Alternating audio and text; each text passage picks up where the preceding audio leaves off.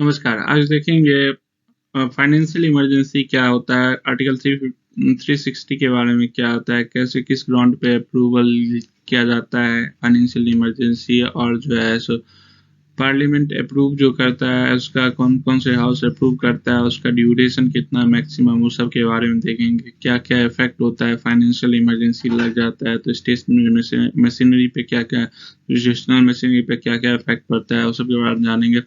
और क्रिटिसिज्म देखेंगे, इमरजेंसी जो लगाया जाता है तो उस पे क्या क्या क्रिटिसिज्म। अब जो ग्राउंड ऑफ डिक्लेरेशन जो है सो अगर देखें तो अगर प्रेसिडेंट को लग गया, आर्टिकल 360 में यह बताता है कि प्रेसिडेंट को लग गया कि जैसे कोरोना टाइम में फाइनेंशियल क्राइसिस होने वाला है, तो उस केस में प्रेसिडेंट जो है सो लगा सकते हैं फाइनेंशियल इमरजेंसी। और जो है सो 38 कॉन्स्टिट्यूशनल अमेंडमेंट एक्ट 1975 में ये जो है सो कोई क्वेश्चनेबल नहीं हो सकता है कोर्ट में, लेकिन ये 44th कॉन्स्टिट्यूशनल अमेंडमेंट एक्ट 1978 में इसको रिवोक करके दूसरा आया कि जिसमें क्वेश्चनेबल कर सकते हैं फाइनेंशियल इमरजेंसी को भी। दूसरा जो है सो पार्लियामेंट जो है अप्रूव और कब का कौन करता है, तो बाद ड्यूरेशन क्या होता है, तो बोथ हाउस जो है सो इसको अप्रूव करता है। और ये जो है सो अगर जो लोकसभा जो है सो फर्स्ट सिटिंग जो होगा उससे 2 मंथ के पहले इसको साइन अप्रूव करना होगा। और अगर डिजॉल्व लोकसभा जो जब फाइनेंशियल इमरजेंसी लगा उस केस में डिजॉल्व है, तो उस केस में जो न्यूली जो बनेगा लोकसभा, तो उसको 30 डेज दे दिया जाएगा कि इसको अप्रूव करने के लिए फाइनेंशियल इमरजेंसी को। अगर एक बार अप्रूव हो गया तो ये जो है सो ये इंडेफिनिट टाइम के लिए चलता रहेगा। ये जो है इम्प्लाई करता है टू थिंग क्या है, ये नो मैक्सिमम, इसमें जो है सो मैक्सिमम ड्यूरेशन जो है सो बताया नहीं है कितना दिन, ये इंडेफिनिट टाइम तक ये चलता रहेगा। दूसरा जो है पार्लियामेंट का अप्रूवल के लिए रिपीटेशन नहीं होना चाहिए, बार बार आने की जरूरत नहीं है, जो इस पहले देखे थे नेशनल और स्टेट इमरजेंसी में 2-6 मंथ के बाद। अब जो है सो मेजोरिटी, सिंपल मेजोरिटी से इसको पास किया जाता है हर एक हाउस में। अब रिवोक जो है सो कभी भी किया जा सकता है प्रेसिडेंट के द्वारा। अब जो है सो इफेक्ट क्या क्या होता है फाइनेंशियल इमरजेंसी जो अगर लग जाता है, तो एग्जीक्यूटिव अथॉरिटी पे जो है सो डायरेक्शन जो जो पहले स्टेट जो देता था फाइनेंशियल एक्टिविटी पे, तो उस केस में प्रेसिडेंट करेंगे कि इस स्टेट पे मतलब फाइनेंशियल एक्टिविटी पे काम करिए और कम करिए, रिडक्शन करिए फाइनेंशियल एक्टिविटी। और दूसरा जो है अदर डायरेक्शन भी दे सकते हैं कि मतलब फाइनेंस को छोड़ के भी दूसरा जो जो फाइनेंशियल इमरजेंसी को रिकवर करने के लिए हेल्पफुल होगा, तो उस केस में डायरेक्शन भी दे सकते हैं, जैसे एग्जीक्यूटिव एडमिनिस्ट्रेशन है, एक्शन भी दे सकते हैं। प्रोविजन क्या क्या कर सकते हैं, प्रोविजन रिक्वायरिंग क्या क्या है जो देखते हैं। इसमें जो है सो पहला जो है रिडक्शन ऑफ सैलरी जो है सो पहले तो स्टेट का जो ऑफिशियल है वो सबके सैलरी भी कम कर सकते हैं। और दूसरा जो अलाउंस सब दिया जाता है वो सब भी कम किया जा सकता है। रिजर्वेशन जो है सो मनी बिल हर एक स्टेट का रिजर्व कर दिया जाएगा, पार्लियामेंट ही इसको अथी करेगा, प्रेसिडेंट के अकॉर्डिंग ये काम किया जाएगा, कोई अपना स्टेट जो है सो मनी बिल नहीं इशू करेगा, तो उसमें रिजर्वेशन लगा देते हैं। और ये जो है सो दूसरा जो है यूनियन पे भी ये प्रोविजन लगाया जाता है सैलरी को कट ऑफ, अपन गवर्नमेंट ऑफिसर सबको सैलरी का गवर्नमेंट कम करने के लिए।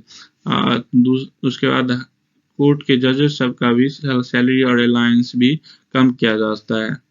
तो फाइनेंशियल इमरजेंसी में डॉक्टर बी आर अम्बेडकर का ये 2 रीजन था कि जो ये जो है सो पहले अमेरिका में भी जब 1991 में डिप्रेशन हुआ था, तो फाइनेंशियल डिप्रेशन हुआ था, तो उस केस में नेशनल रिकवरी एक्ट बना था जो कि 1933 में उसको रिकवर करने के लिए।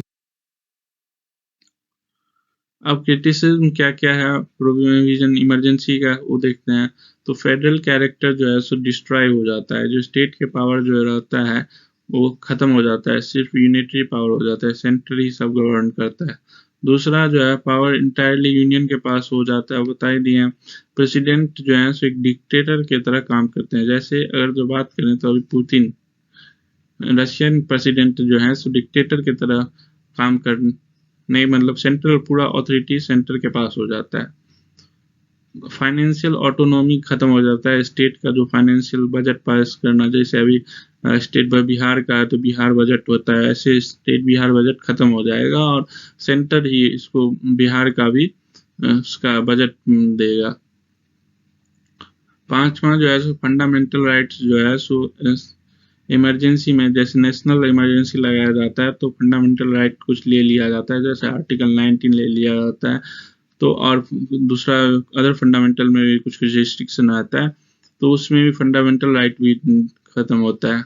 एचवी कामत जो है सो ये बताते हैं एक सिंगल प्रोविजन के कारण, स्टेट इमरजेंसी जो एक प्रोविजन है उसके कारण जो हमारा फेडरल स्ट्रक्चर जो है सो पूरा बर्बाद हो जाता है, यूनिटरी में कन्वर्ट हो जाता है।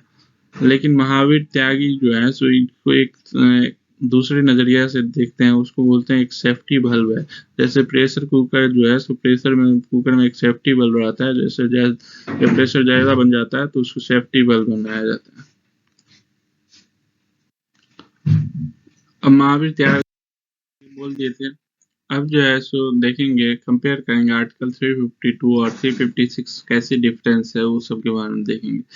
जो 352 जो है सो 90 नेशनल इमरजेंसी का डिफाइन करता है आर्टिकल 352, और 356 जो है सो बताता है state emergency, parliament presidency emergency. ये 352 जो है तभी लगाया जा सकता है जब सिक्योरिटी का थ्रेट हो, एक्सटर्नल या इंटरनल एग्रेशन हो, तो उस केस में ही लगाया जा सकता है। ये जो है सो एग्जीक्यूटिव और लेजिस्लेचर जो है सो लेजिस्लेटिव जो है सो काम करते रहेंगे, कंटिन्यू करेंगे स्टेट का। पार्लियामेंट जो है सो लॉ जो सो कभी किसी को डेलीगेट नहीं कर सकते हैं। डेलीगेट मतलब हो गया आपको किसी को सौंप देना, ये नहीं किया जा सकता है, ये काम करिए। चौथा जो नो मैक्सिमम पीरियड जो है सो इसका मैक्सिमम पीरियड बताया नहीं गया है, जैसे स्टेट इमरजेंसी का जो है सो 3 साल मैक्सिमम पीरियड बताता है। तो रिलेशनशिप जो है सो मॉडिफाई होता है, सेंटर स्टेट रिलेशन जो है सो मॉडिफाई हो जाता है। इसमें जो है स्पेशल मेजोरिटी, अगर जो इस एक्ट को अप्रूव कराने के लिए स्पेशल मेजोरिटी बस पार्लियामेंट में चाहिए।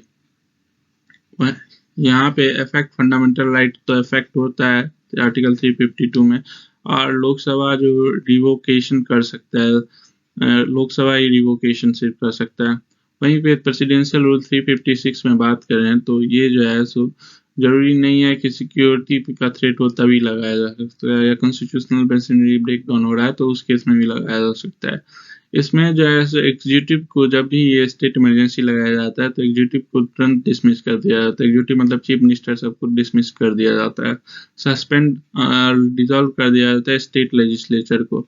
उसमें जो है सो डिसॉल्व जो है सो उसको पार्लियामेंट से अप्रूव कराना होता है कि जो डिसॉल्व करने के लिए, सस्पेंड तब तक सस्पेंड कर दिया जाता है। ये डेलीगेट जो है स्टेट इमरजेंसी जो है किसी को सौंप दिया जा सकता है कि स्टेट इमरजेंसी तो गवर्नर को सौंप दिया जाता है कि ये काम करिए सेंटर के डायरेक्शन पे। और ये जो मैक्सिमम पीरियड जो इसका 3 साल ही रहता है स्टेट इमरजेंसी। सेंटर इस केस में सेंटर मॉडिफाई होता है, ना कि स्टेट। ये सिंपल मेजोरिटी से पास हो जाता है स्टेट, इसमें पार्लियामेंट में स्पेशल मेजोरिटी नहीं चाहिए। ये अफेक्ट नहीं करता फंडामेंटल राइट को। इसमें जो है सो ओनली प्रेसिडेंट इस पे रिवोक कर सकते हैं।